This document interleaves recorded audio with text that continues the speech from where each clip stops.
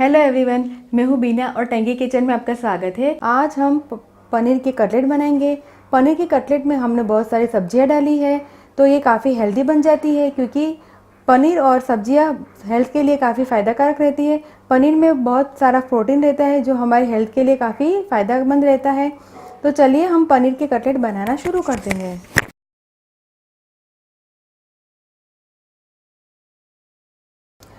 Paneer cutlet बनाने के लिए मैंने यहाँ पे 200 ग्राम पनीर को मैंने ग्रेट करके लिया हुआ है। यहाँ पे मेरा होममेड पनीर है। अगर आप चाहे तो रेडीमेड पनीर का भी इस्तेमाल कर सकते हैं।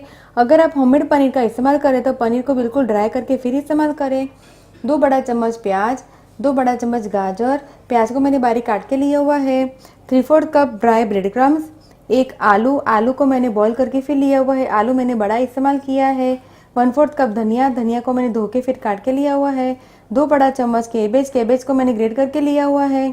1 बड़ा चम्मच कॉर्नफ्लोर, 3 बड़ा चम्मच बेसन, आधा छोटा चम्मच चाट मसाला पाउडर, 1/4 छोटा चम्मच हल्दी पाउडर, आधा छोटा चम्मच लाल मिर्च पाउडर, नमक हम लेंगे स्वाद अनुसार, 1 हरी मिर्च और छोटा टुकड़ा अदरक का, दोनों की पेस्ट मैंने साथ में बनाकर ली हुई है। और तेल हम लेंगे कटलेट को फ्राई करने के लिए। तो चलिए हम पनीर कटलेट बनाना शुरू करते हैं। सबसे पहले हम प्याज को और दोनों सब्जी को थोड़ा सा भूनेंगे। तो सब्जी को भूनने के लिए मैंने कढ़ाई को गैस के ऊपर रखा है और 1 बड़ा चम्मच तेल डाला है। तेल गर्म हो गया है, तेल में हम प्याज डालेंगे और प्याज को हम 2 मिनट तक भूनेंगे ताकि प्याज का कलर है वो हल्का सा चेंज हो जाए। प्याज को मैंने 2 मिनट तक भुना है, प्याज का कलर चेंज हो गया है। अब हम इसमें ग्रेट किया हुआ गाजर और कैबेज को डालेंगे। सब्जी आप अपनी इच्छा अनुसार डाल सकते हैं। अगर आप चाहे तो इसमें कैप्सिकम या फिर कॉलीफ्लावर को भी बारीक बारीक काट के डाल सकते हैं। हरी मिर्च और अदरक का पेस्ट, हल्दी पाउडर और लाल मिर्च पाउडर को डाल के हम सबको हिला दें। गैस का फ्लेम हम स्लो करेंगे और मसाले डालने के बाद हम सब्जी को 2 मिनट तक पकाएंगे। 2 मिनट हो गई है तो गैस का फ्लेम हम बंद करेंगे और सब्जी को हम किसी बड़ी प्लेट में निकाल के इसे ठंडा करेंगे। सब्जी ठंडी हो गई है तो अब हम सारे मसाले और सब्जी को हम पनीर में डालेंगे। काटा हुआ धनिया, चाट मसाला पाउडर, आलू, नमक हम डालेंगे स्वाद अनुसार। आलू को हम स्मैश करें, हाथों की सहायता से स्मैश करेंगे। अगर आप चाहे तो ग्रेटर की सहायता से भी इसे स्मैश कर सकते हैं।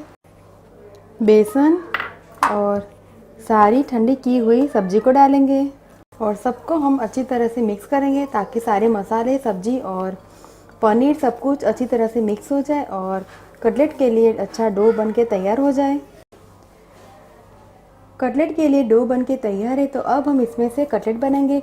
कटलेट बनाने के लिए हम मीडियम नींबू के साइज़ का मिश्रण लेंगे और 2 हाथों के बीच में रख के ऐसा गोल कटलेट बनाएंगे और इस प्रकार से कटलेट बना के इसे हम प्लेट में रखेंगे। तो इस प्रकार हम सारे डो में से कटलेट बनाएंगे। सारे कटलेट बन के तैयार है। कटलेट को हम कॉर्नफ्लोर की स्लरी से डिप करेंगे। तो स्लरी बनाने के लिए हम कॉर्नफ्लोर में थोड़ा सा पानी डालेंगे और कॉर्नफ्लोर की स्लरी बनाएंगे। स्लरी हम पतली बनाएंगे। देखिए स्लरी बनके तैयार है। तो अब हम कटलेट को स्लरी में डालेंगे और चारों ओर से इसे अच्छी तरह से स्लरी से डिप करेंगे और अब इसे हम निकाल के ड्राई ब्रेड क्रम्ब से कोट करेंगे। चारों ओर इसे अच्छी तरह से ब्रेड क्रम्ब्स को लपेटेंगे और इस प्रकार से ब्रेड क्रम्ब्स से कोट करने के बाद इसे हम प्लेट में रखेंगे। इस प्रकार हम सारे कटलेट को कॉर्नफ्लोर की स्लरी और ब्रेड क्रम्ब्स से डिप करके इसे प्लेट में रखेंगे। मैंने गैस को पहले से गैस के ऊपर तेल को गर्म करने के लिए रख दिया था। तेल गर्म हो गया है तो कटलेट को हम फ्राई करने के लिए डालेंगे। कटलेट को तलने के लिए हमें अच्छा गरम तेल चाहिए। मैंने कटलेट को तलने के लिए डाला है और गैस का फ्लेम हम अब मीडियम करेंगे और कटलेट को दोनों ओर से गोल्डन क्रिस्प होने तक फ्राई करेंगे। कटलेट को हम पलटा देंगे।